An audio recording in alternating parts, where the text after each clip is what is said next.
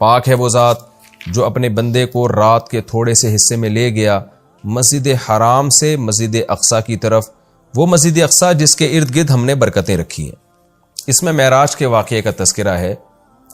رسول اللہ صلی اللہ علیہ وسلم کو نبوت ملنے کے بعد اور ہجرت سے پہلے رات میں جبریل علیہ السلام آئے۔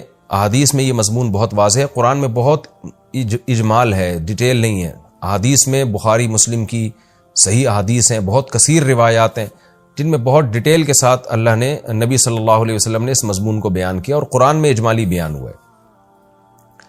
اور احادیث میں جو ہمیں واقعہ ملتا ہے اس کا خلاصہ یہ ہے کہ رات کے تھوڑے سے حصے میں ایک معجزہ ظاہر ہوا۔ اللہ تعالیٰ نے اپنے حبیب صلی اللہ علیہ وسلم کو رات کے تھوڑے سے حصے میں براق پر بٹھایا، براق جو خچر کو کہتے ہیں عربی میں، اور وہ بجلی کی تیزی کے ساتھ اس نے سفر کیا۔ مسجد حرام سے راتوں رات وہ لے کر گیا مسجد اقصی۔ پھر احادیث میں آتا ہے کہ قرآن میں تو اتنا ہی ہے کہ مسجد حرام سے مسجد اقصی لے کر گیا تاکہ ہم اپنی بڑی بڑی نشانیاں دکھائیں۔ اس میں اشارہ ہے کہ اور بھی پھر اللہ تعالیٰ نے آپ کو نشانیاں دکھائیں، جس کی تفصیل حدیث میں ہے کہ اللہ تعالیٰ آسمانوں پہ لے کر گیا آپ کو۔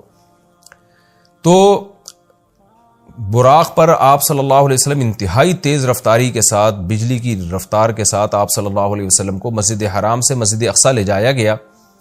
اور مسجد اقصی میں احادیث میں آتا ہے کہ سارے پیغمبروں کا اجتماع ہوا، آپ صلی اللہ علیہ وسلم نے تمام پیغمبروں کو نماز پڑھائی۔ پھر اس کے بعد وہاں سے آپ کو آسمانوں کا سفر کرایا گیا۔ پھر ہر پیغمبر کو کہ اپنے اپنے آسمانوں پہ ٹھکانے ہیں، وہاں بھی اللہ تعالیٰ نے رسول اللہ صلی اللہ علیہ وسلم کی ملاقات کروائی۔ حدیث میں آتا ہے آپ صلی اللہ علیہ وسلم موسیٰ علیہ السلام سے ملے اور آپ نے موسیٰ علیہ السلام کا حلیہ بیان کیا۔ آپ صلی اللہ علیہ وسلم یوسف علیہ السلام سے ملے اور آپ نے فرمایا کہ میں جب ملا تو میں نے دیکھا کہ آدھی دنیا کا، یعنی اس دنیا میں جتنا حسن ہے اکیلا آدھا اللہ نے یوسف علیہ السلام کو دیا ہے۔ ابراہیم علیہ السلام سے ملاقات ہوئی۔ پھر سدرۃ المنتہا تک آپ کو لے جایا گیا، جیسے کہ سورہ نجم میں ہے وَلَقَدْ رَآهُ مَرَّةً أُخْرَىٰ کہ اللہ نے ہمارے نبی صلی اللہ علیہ وسلم نے، محمد صلی اللہ علیہ وسلم نے جبریل کو بھی دیکھا ہے۔ ایک تو افق اعلیٰ میں دیکھا ہے اور ایک اور دفعہ بھی دیکھا ہے عند سدرۃ المنتہا، سدرہ منتہا پر۔ سدرہ عربی میں بیری کے درخت کو کہتے ہیں، منتہا کا معنی کنارہ، یعنی بالکل گویا کہ کائنات کے آخری کنارے پر ایک بیری کا درخت ہے۔ اس کی کیفیت کیا ہے، اسی طرح کا ہے، کچھ اور ہے، وہ اللہ ہی بہتر جانتا ہے۔ ظاہر ہے یہ والی کیفیت تو نہیں ہے اس کی، حدیث میں دوسری کیفیت اس کی منقول ہے، تو وہ اللہ ہی کو اس کا علم ہے کہ وہ کس طرح کا درخت ہے۔ اس کو بیری سے تعبیر کیا گیا، اس کی وجہ کیا ہے، یہ ساری باتیں غیب کا علم ہے جن کو اللہ کے سوا اس کی پوری حقیقت کوئی نہیں جانتا۔ ہمیں جتنا بتایا گیا ہے ہم اس پر ایمان رکھتے ہیں۔ تو حدیث میں آتا ہے کہ سدرۃ المنتہا ہے جہاں اس کے بعد اس سے آگے کوئی نہیں جا سکتا۔ تو اللہ کے نبی صلی اللہ علیہ وسلم کو وہاں لے جایا گیا اور وہاں بھی آپ نے جبریل علیہ السلام کو دیکھا۔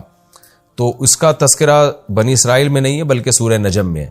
تو وہ زیادہ مفسرین اسی طرف گئے ہیں کہ معراج ہی کی رات یہ واقعہ ہوا ہے۔ تو اس میں بھی اشارہ ہے کہ اللہ کے نبی صلی اللہ علیہ وسلم کو 7ویں آسمان تک لے جایا گیا۔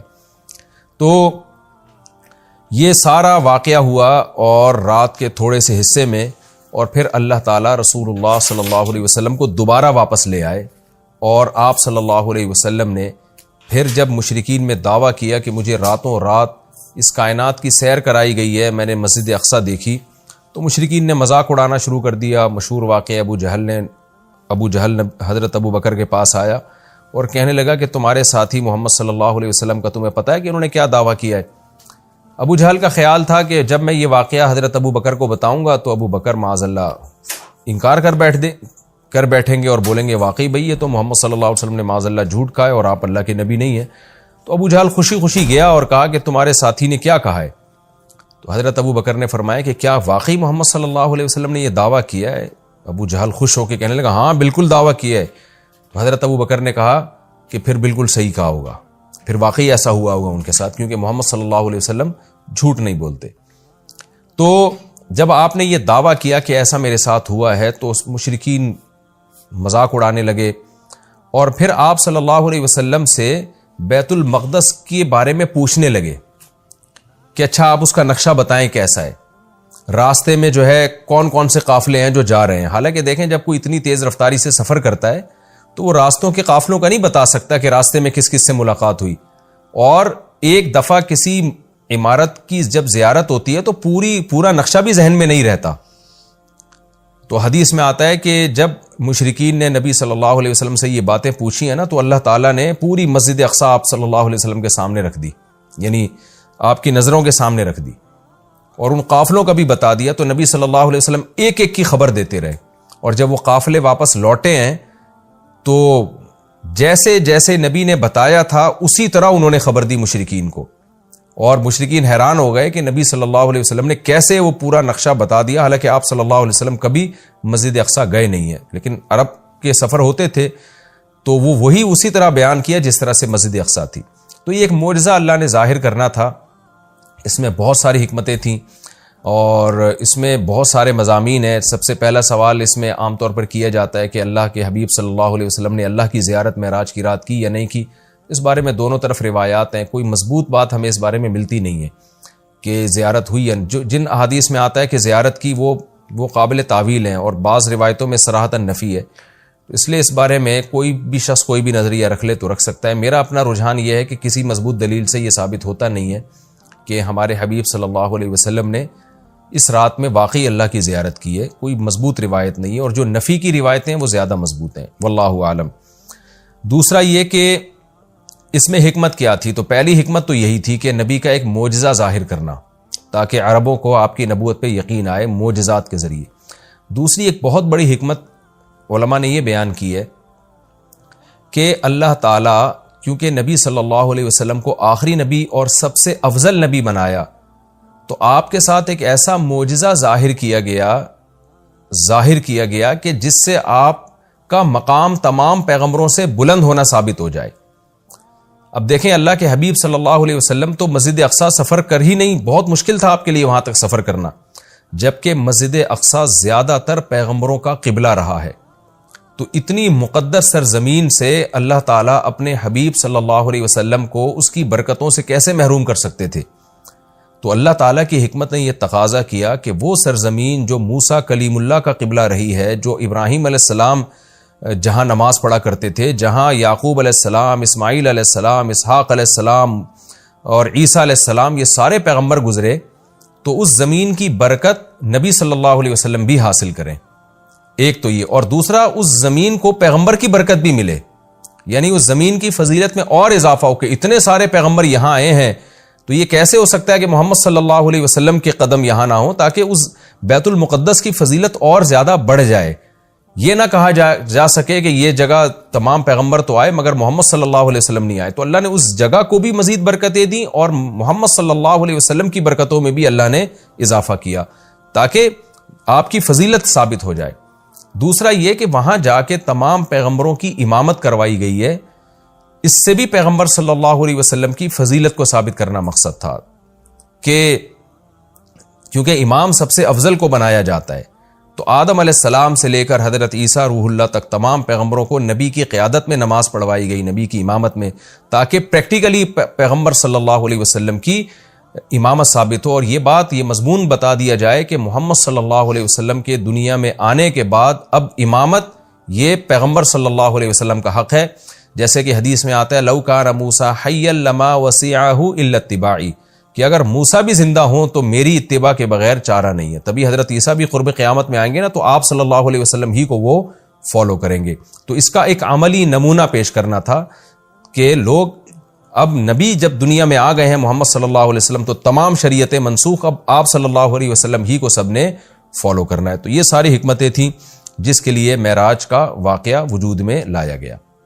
الذی بارکنا حولہ، تو اس آیت سے تو یہ پتہ چلتا ہے نا کہ اللہ تعالیٰ اپنے حبیب صلی اللہ علیہ وسلم کو مسجد اقصیٰ تک لے کر گئے، اور حکمت کیا تھی وہ میں نے بتا دیا آپ کو.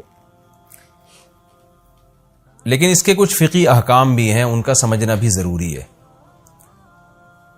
قرآن کی جو نص ہے نا بالکل واضح آیت، اس میں تو اللہ تعالیٰ نے مسجد حرام سے مسجد اقصیٰ تک کے سفر کا تذکرہ کیا ہے، اور صاف طور پر اللہ کیا کہتے ہیں، اسریٰ بعبدہ، وہ ذات جو اپنے بندے کو لے کر گئی.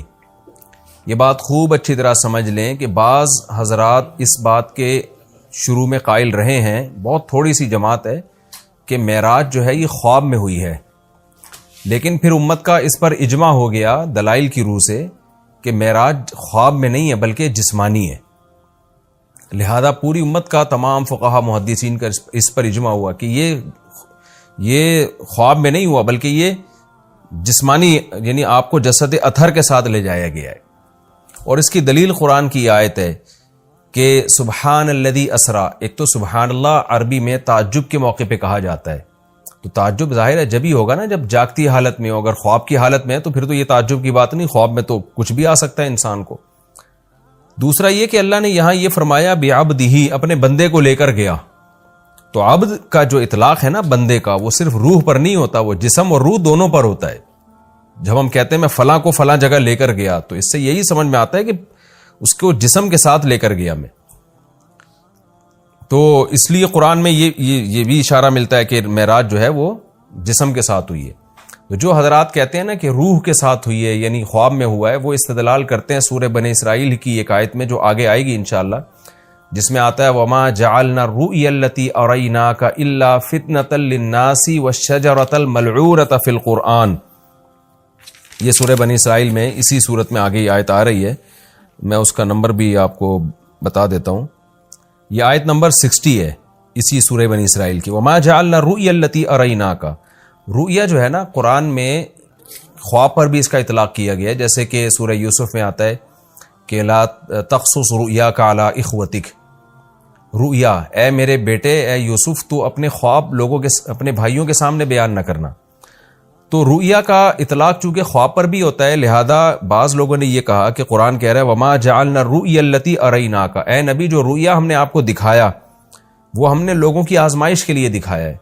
تو اس سے بعض لوگوں نے استدلال کیا ہے اس زمانے کے اسکالرز نے کہ دیکھیں قرآن تو رؤیا کہہ رہا ہے، رؤیا تو خواب کو کہتے ہیں، تو اس سے پتہ چلتا ہے کہ جو معراج تھا، معراج کا واقعہ ہوا یہ خواب میں ہوا ہے، یہ جاگتی حالت میں نہیں ہوا. لیکن خوب سمجھ لیں عربی میں جو رؤیا کا لفظ ہے یہ منظر کے معنی میں استعمال ہوتا ہے. منظر، سین جسے انگلش میں کہتے ہیں سین. رؤیا کا رؤیت سے نکلا ہے، دیکھنا، وہ چیز جو دیکھی جائے. تو خواب بھی چونکہ ایک سین ہوتا ہے، منظر ہوتا ہے، اس لیے اس کو رؤیا کہا جاتا ہے.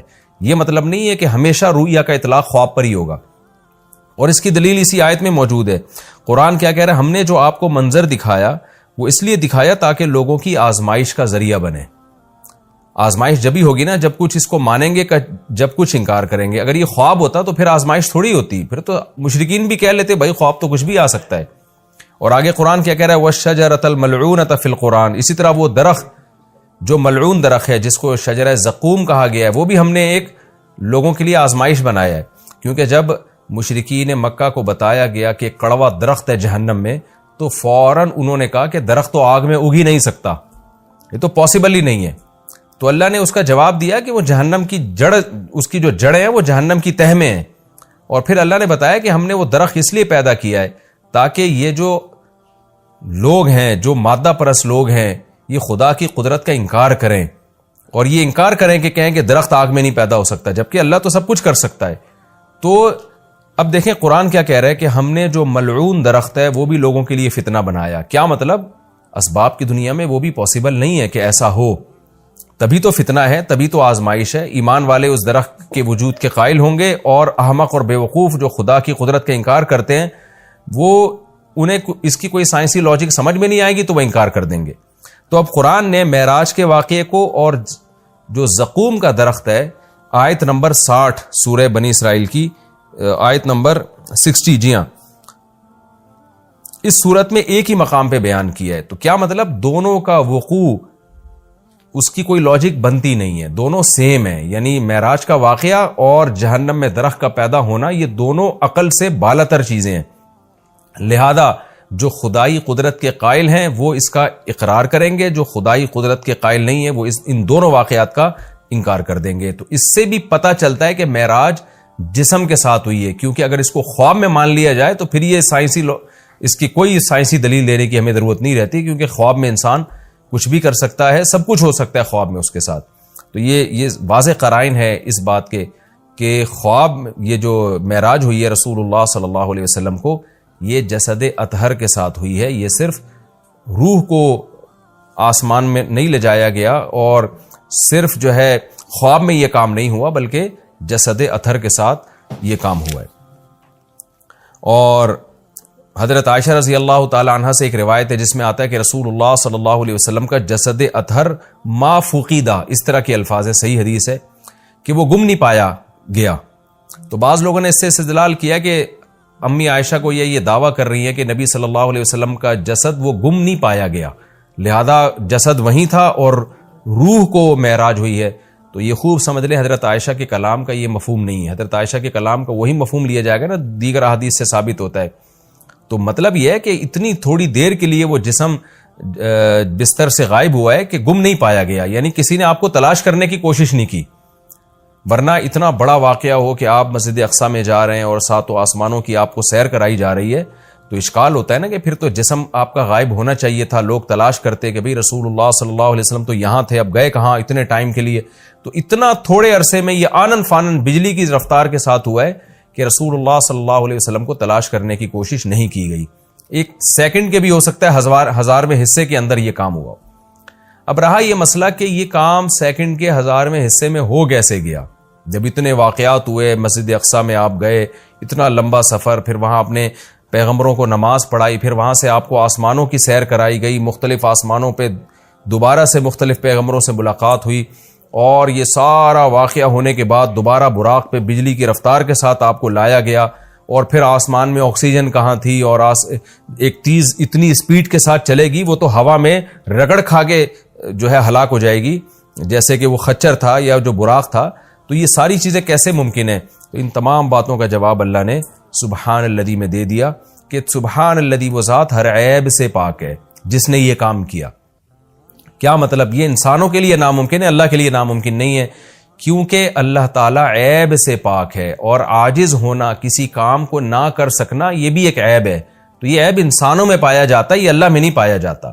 اسی لیے بار بار یہ بات کہی جاتی ہے کہ معجزہ یا کرامت یہ اللہ کی قدرت کی دلیل ہوتی ہے، یہ پیغمبر کی یا انسانوں کی قدرت کی دلیل نہیں ہوتی، یا بزرگوں کی قدرت کی دلیل نہیں ہوتی، یہ اللہ کی قدرت کی دلیل ہے. تو اللہ سب کچھ کر سکتا ہے. اور اس میں ایک علمی نقطہ مفسرین نے بہت زبردست بھی بیان کیا کہ دیکھیں اللہ نے محمد صلی اللہ علیہ وسلم کے لیے عبد کا لفظ استعمال کیا اور اپنے لیے سبحان اللہ کا لفظ استعمال کیا. یعنی یہ بتا دیا کہ معراج کا واقعہ جو وقوع میں آیا ہے، اس سے محمد صلی اللہ علیہ وسلم کا عبد ہونا اس میں کمی نہیں ہوئی، بلکہ آپ تو اللہ کے غلام ہیں، عبد ہیں.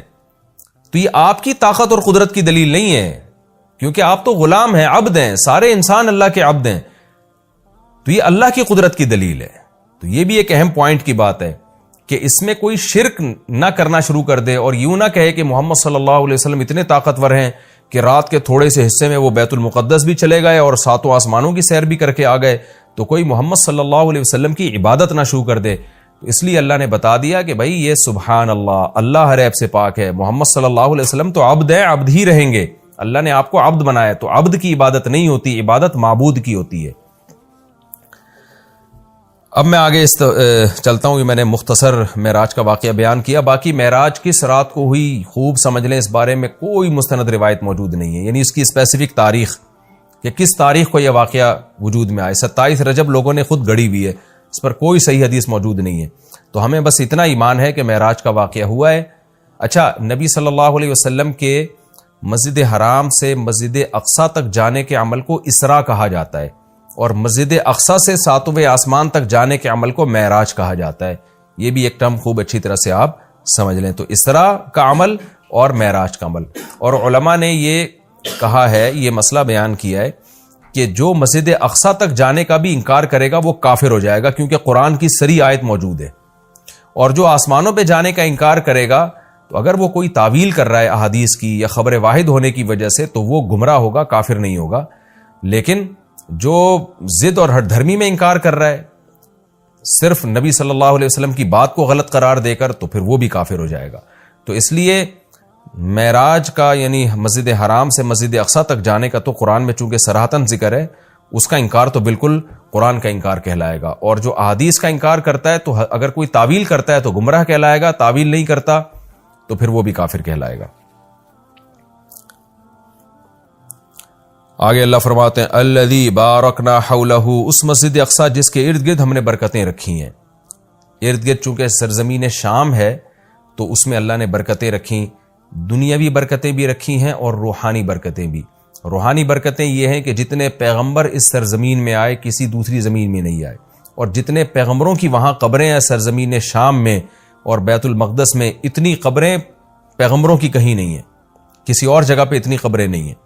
اور دنیاوی برکتیں کیا ہیں کہ وہاں کی پیداوار، وہاں کی ہوا وہ بہت صحت کے لیے مفید ہے۔ انار، وہاں کا زیتون، وہاں کی انجیر، یہ سارے ایسے برکت والے پھل اللہ وہاں پیدا کرتا ہے اور بہت وافر مقدار میں۔ میں ترکی کے میں شام کے بارڈر تک گیا ہوں۔ پہلے تو شام کا علاقہ بہت وسیع تھا، تو یہ تو اب جو شام ہے یہ تو تھوڑا سا رہ گیا ہے۔ نبی صلی اللہ علیہ وسلم کے دور کا جو شام ہے وہ تو بہت وسیع رقبہ تھا۔ تو وہ ترکی کے بارڈر پہ جب آپ جاتے ہیں اور شام کی سرزمین ملتی ہے تو آپ کو اندازہ ہوتا ہے وہاں کی ہوا میں ایک خاص قسم کی ایک محسوس ہوتا ہے انسان کو اپنی صحت، اور ایک خاص قسم کی خوشبو محسوس ہوتی ہے۔ اور زیتون بہت کثرت سے پیدا ہوتا ہے، انجیر بہت کثرت سے پیدا ہوتا ہے، انار بہت کثرت سے پیدا ہوتا ہے۔ وہاں کے لوگوں کی صحتیں، ان کے چہروں کی فریشنس وہ صاف بتا رہی ہوتی ہے کہ اللہ نے زمین میں جسمانی برکتیں بھی بہت زیادہ رکھی ہیں۔ اور علماء نے لکھا ہے کہ اللہ نے جب یہ بتایا نا کہ مسجد اقصیٰ کے ارد گرد برکتیں، تو اس سے خود بخود یہ ثابت ہوتا ہے کہ جس مسجد کے مبارک ہونے کی وجہ سے اس کے ارد گرد اتنی برکتیں، تو خود اس مسجد میں کتنی برکتیں ہوں گی۔ تو وہ مسجد بہت زیادہ برکت والی ہے۔ تبھی حدیث میں آتا ہے کہ جو مسجد حرام میں نماز پڑھتا ہے اسے 1,00,000 نمازوں کا ثواب ملتا ہے، اور جو مسجد اقصیٰ اور مسجد نبوی میں نماز پڑھتا ہے اسے 1,000، اور بعض روایات میں آتا ہے مسجد اقصیٰ میں 50,000 اور مسجد نبوی میں 1,000۔ اور یہ بھی رسول اللہ صلی اللہ علیہ وسلم کی صحیح حدیث ہے، لا تشد الرحال الا الى 3 مساجد، کہ سفر کیا جائے گا صرف 3 مسجدوں کی طرف۔ کیا مطلب؟ وہ سفر جو بنیت عبادت ہو، بنیت عبادت یعنی 3 مسجدیں ایسی ہیں جن کی طرف سفر کر کے ان مسجدوں کی زیارت کرنا ہی عبادت ہے۔ ویسے تو کوئی بھی مسجد ہو آپ ویسے دیکھنے کے لیے چلے جائیں، اس کو سفر کر کے بھی انسان جا سکتا ہے ویسے ہی دیکھنے کے لیے بھئی مسجد کیسی بنی ہے، خوبصورت ہے یا نہیں، لیکن اعلیٰ وجہ تقرب یعنی وہ سفر جو بطور عبادت کے ہوگا، ان میں صرف 3 مسجدیں ایسی ہیں جن کی طرف زیارت کے لیے سے جانا ہی بذات خود شریعت میں مقصود ہے اور ایک عبادت ہے، اور ان میں جا کے نماز پڑھنے کی اضافی بہت زیادہ فضیلت ہے۔ تو وہ 3 مسجدیں آپ نے فرمایا، ایک مسجد حرام، ایک مسجد اقصیٰ اور ایک مسجد نبوی۔ تبھی مسلمان جب تک مسجد اقصیٰ آزاد نہیں تھی تو مسلمان مسجد اقصیٰ بھی سفر کر کے جایا کرتے تھے، مسجد حرام بھی، اور مسجد نبوی تک تو الحمدللہ اب بھی جاتے ہیں۔ اور اللہ سے ہم دعا کرتے ہیں کہ اللہ تعالیٰ مسجد اقصیٰ کو دوبارہ آزاد کرائے تاکہ ہمیں بھی وہاں جا کے نماز نصیب ہو اور مسجد اقصیٰ کی ہمیں بھی زیارت نصیب ہو۔ یہ ہر مسلمان کی تمنا ہے، اور بہت سے لوگوں کو اللہ نے یہ توفیق دی ہے، وہاں جاتے ہیں، اور بہت سے لوگ اس زیارت سے محروم ہیں۔ تو ہم یہ دعا کرتے ہیں کہ اللہ تعالیٰ وہ مبارک مسجد جس کی طرف اللہ اپنے حبیب صلی اللہ علیہ وسلم کو معجزاتی طور پر لے کر گیا، اور خاص طور پر ہمارے حبیب صلی اللہ علیہ وسلم کو وہاں نماز پڑھوائی گئی معجزاتی طور پر، اللہ ہمیں بھی اس مقدس سرزمین کی زیارت کی توفیق نصیب فرمائے اور ہمارے لیے آسان فرمائے۔